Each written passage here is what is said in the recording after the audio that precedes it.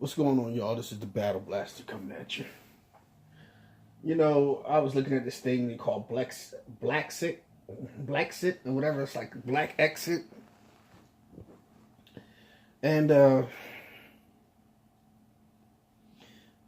was looking at the one where they talking about people leaving the Democratic Party and running to the Republicans.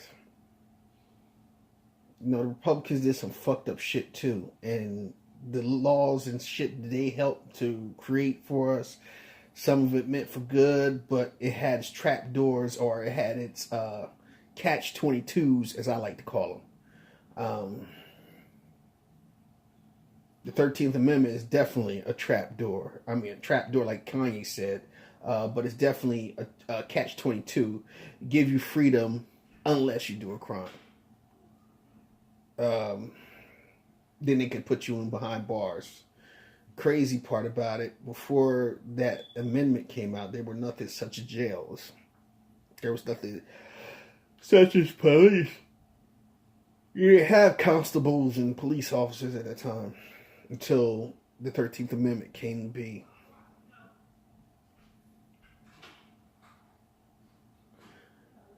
Oh, but, oh my God.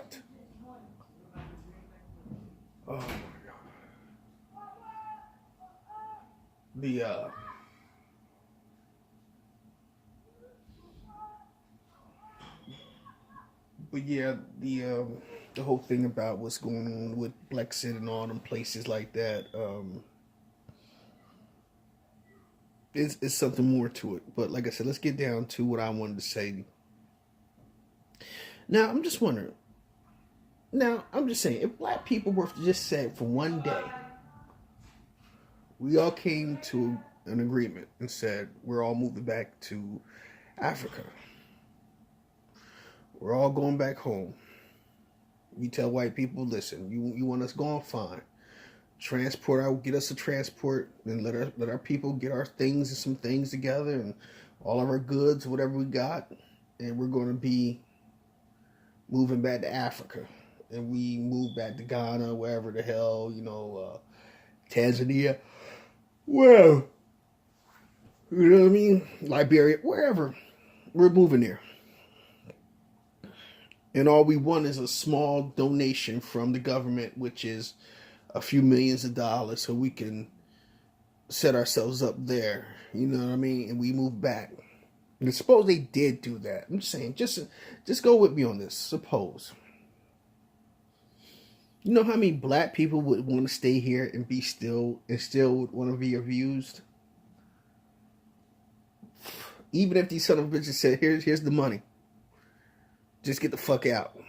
We'll put you, whatever you gonna take what you want. You take it with you or you leave, and never come fuck back.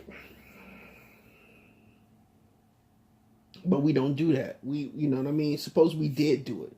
Like I said, how many people would still want to stay here? How many people would say, our people's blood, sweat, and tears? I'm gonna tell you something.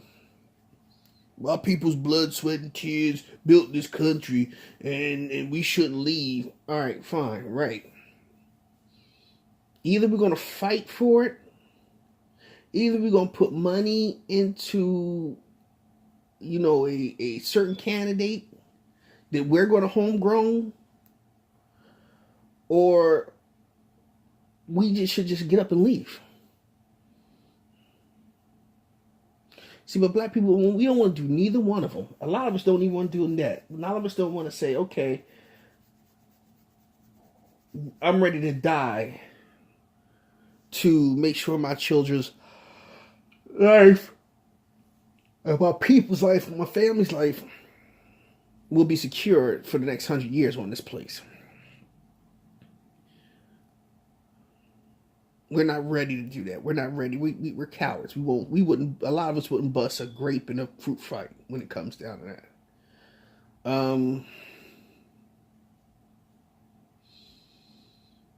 There's a lot of hatred. There's a lot of stuff,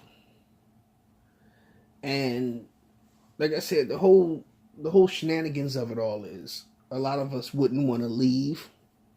Because a lot of us, we love white people too much. We love white mommy and white daddy too much to leave.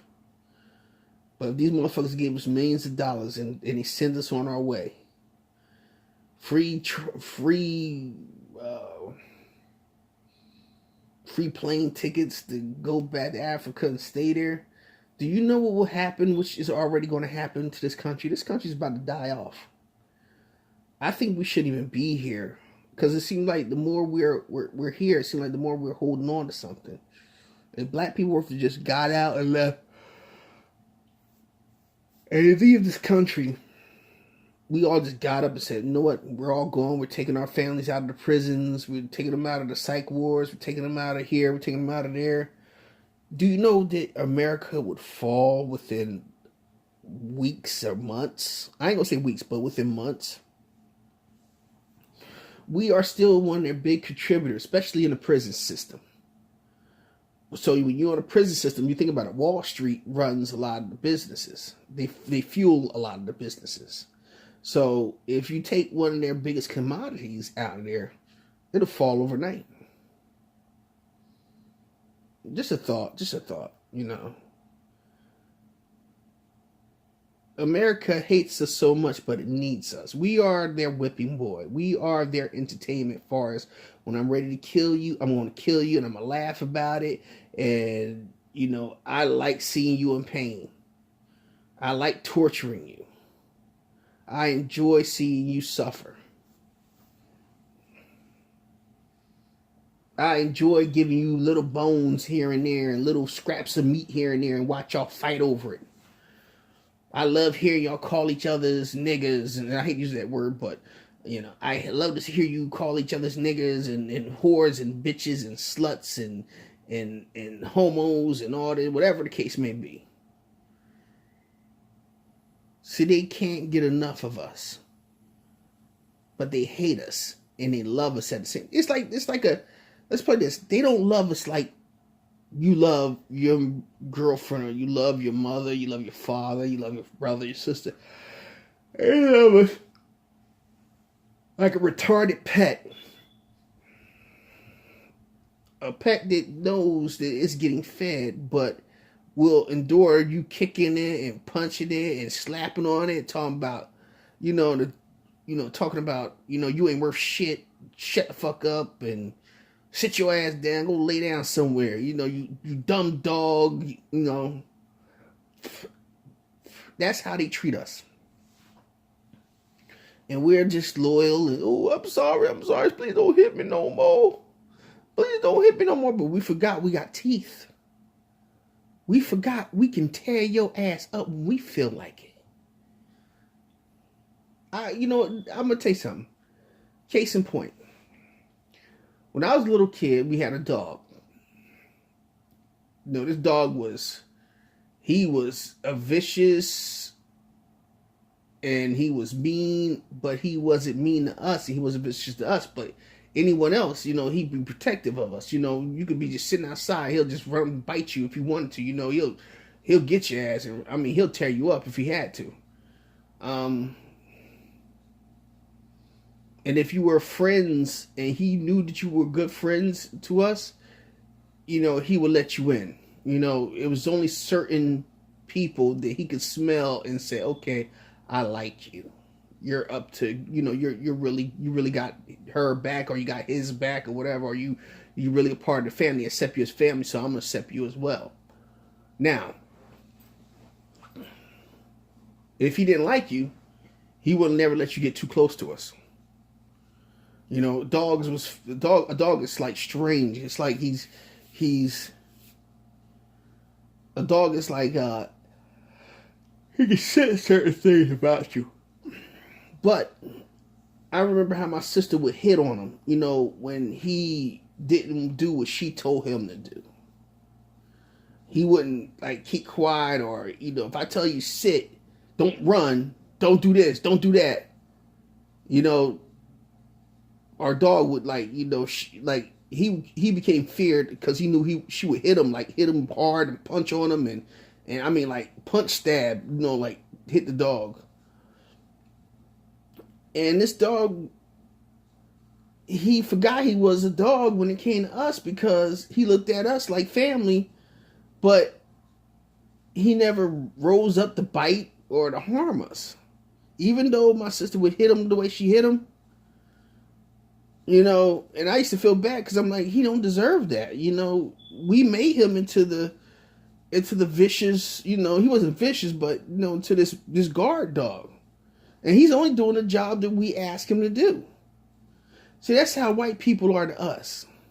And I hate to say this, and I don't want to seem like I'm sticking up for these motherfuckers, but I'm just showing you the similarity of it all.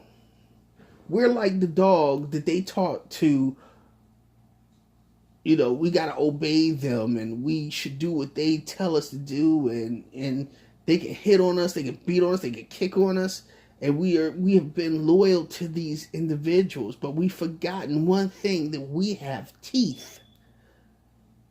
When you start gnawing, biting at that son of a bitch, he gonna get scared.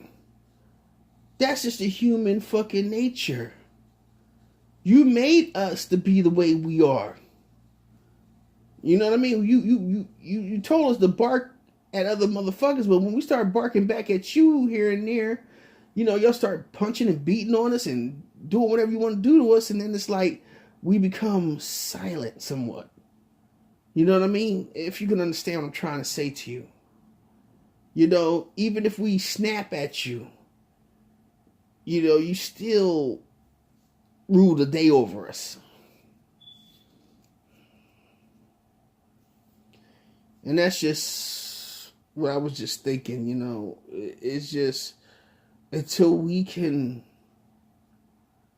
really get ourselves together and fight properly, because I'm going to say one thing too. I think this is a part of it that I should have talked about. But I remember the day after Obama won. I think I spoke about this plenty of times. I remember seeing John Boehner and Mitch McConnell, and I think it was Ted Cruz or Marco Rubio, one of those guys, and it was like some other Republicans. And they sat down, and this is what I love about this, like the people, like this lady, I forgot her name is Dickerson, something, Patricia Dickerson or something like that, her name is. And there was another group of these two mom and daughter coons. I want y'all to really, if you really hear this is some funny shit. These are people who support Republicans. And I'm not saying the Democrats are better, because they're not. But I remember hearing those motherfuckers sit there on the news the day after Obama won. They said, we will do everything in our power to make sure that he is a one-term president. We will block him. We will stop him from doing and getting stuff passed, even if it means destroying this country. He's like, even if it means destroying this country, then so be it. That was the quote. They were willing to destroy the country because a black or so-called black man was in charge. They couldn't respect it. They didn't respect his authority. You know what I mean? So this is that thing where it says a white man is not due to respect a black man. You know what I mean? So that really came into play. I don't know if I'm saying it right, but hopefully I am. If I'm not, just put it down in the comments. What is it, like a white man? He won't. How's it go again? A white man is not going to respect. Something about, like, I forgot. I don't know. I it's right here on the tip of my tongue. I can't say it right. But anyway. But these people have no respect for us. And that day showed me it always knew they did. Excuse me. I always knew they didn't. It was just the confirming of it all. It showed up, and it really showed up on the news. And you have to understand, if these white folks are really, lesser than us, remember, They're in control of every nuclear weapon on this planet. Don't you know they will blow up this planet? They will kill us, and kill themselves in the process. So they don't have to deal with what we may put them through the way that they put us through. You know what I mean? They threw us in slavery, they threw us in bondage. How about we do that to them? You know, they would rather destroy this planet before they let that happen. You know, this is the way these white people work. They can't accept an L. They refuse to take an L. So if you're gonna take a loss, it's gonna be by their own hand. And that's how they look at it. It's gonna be by our own hand. We're gonna take a loss on our own hand. We're not gonna take a loss because of our stupidness, our silliness, you know, this, that, the other. We're gonna do it because we're gonna do it. We're gonna take the loss because we refuse to be slaves to you. We refuse to coincide at a peaceful, in a peaceful alliance with you. If we can't rule over you, then no one can rule over us. Or no, if we can't rule over you, then we'll destroy the world. That's how they move.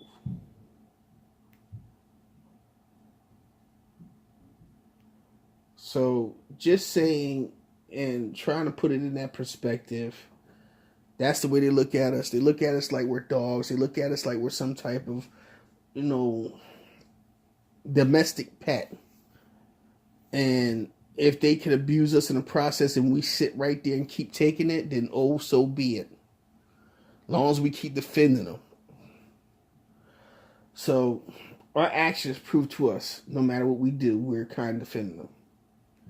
And I know a lot of people sit up and say, "Oh, we ain't defending them." Oh, no, in a way you are, because we aren't challenging them the way we should. Now you have some people out there that are challenging them, but it's a small group of them, or a nice small size group of, a medium sized group of people out there you know, talking about it, and they're challenging them verbally, but they're not challenging them, you know, politically or physically, which, you know, we can't do physically because we don't have the technology, we do not have the firepower, we do not have the warfare that they have. We'll just be inviting ourselves to our deaths early.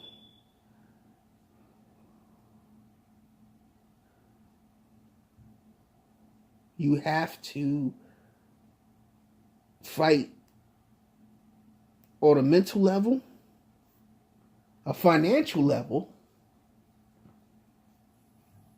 and you have to fight on the level of technology. And I understand a lot of people don't understand that, but what I mean by technology is like you have YouTube, you have all these different platforms, you got the internet. The internet is a great thing to have. Start your own news outlet. You know you can do it. You can pay for a web page and do your own thing. That's the problem. A lot of people can't do that because a lot of people, especially people of my people, which is black people, some of us are lazy. Some of us don't want to do it. And then there's some of us who do. But we had to put money behind it. Like I said, that's another thing. Money. We had to put money behind it. Without the money, we can't go forward into fighting. Because money funds the fight. Like I said, we could buy stupid stuff like hair, sneakers, expensive clothes, expensive cars, but we are not living in expensive houses. We're not buying houses like we should. And a lot of the Spanish, you know, or how can I say, the Hispanic community, like Mexicans and Puerto Ricans, they're buying up all the damn houses and stuff in the neighborhood. Pretty soon we won't be able to live nowhere because there's going to be whites and Puerto Ricans and Mexicans. And they're forcing us out of our neighborhoods as it is. Regentrification is happening all over. And that's one thing we don't see. We're not trying to see that. That's why I try to tell black people, open up your eyes. Either we get up and fight, or we're going to get up and lose, or we're going to have to leave this place. And if we ever left this place, like I said, it would be great for us because this place is falling.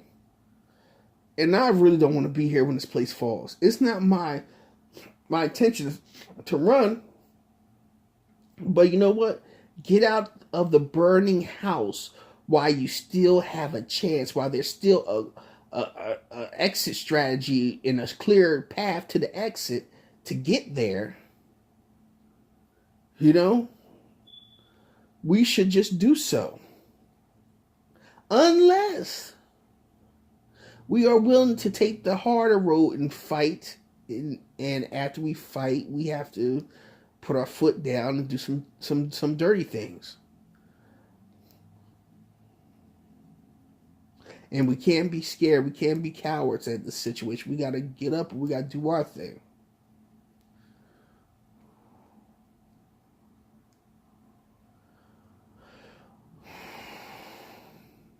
I don't know.